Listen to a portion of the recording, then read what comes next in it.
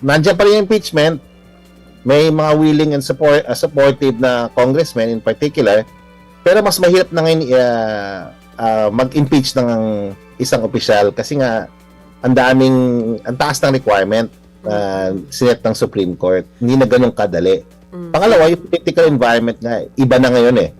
Iba na rin yung speaker, iba na rin yung so-called majority na andyan sa House, hindi na siya kasing solid ng kagaya ng dati. Tapos hindi rin natin alam sa Senado, and it's likely na parang walang appetite yung Senado eh. It's a different kind of Senate now. Yung majority niya is just a majority of a few senators.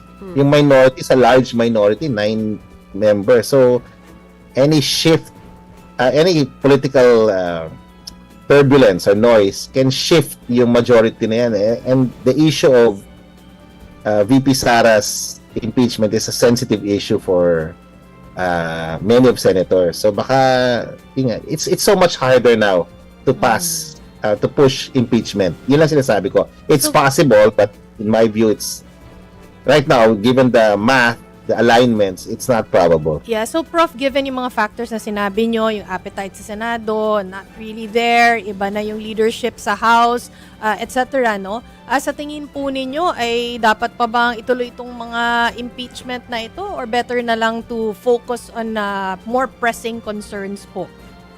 I think everybody's thinking that way.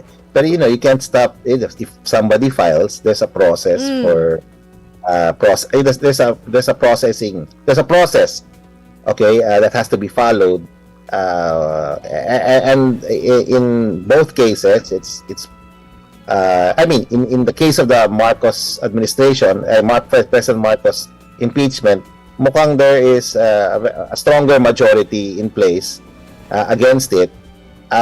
In the case of Sara Duterte, at least in the House, medyo that will go through the standard process that is established in the House. What am I saying? I'm basically saying mukhang hindi matutuloy yung hindi malakas yung push para sa impeachment ng presidente natin, pero doon sa Vice President meron.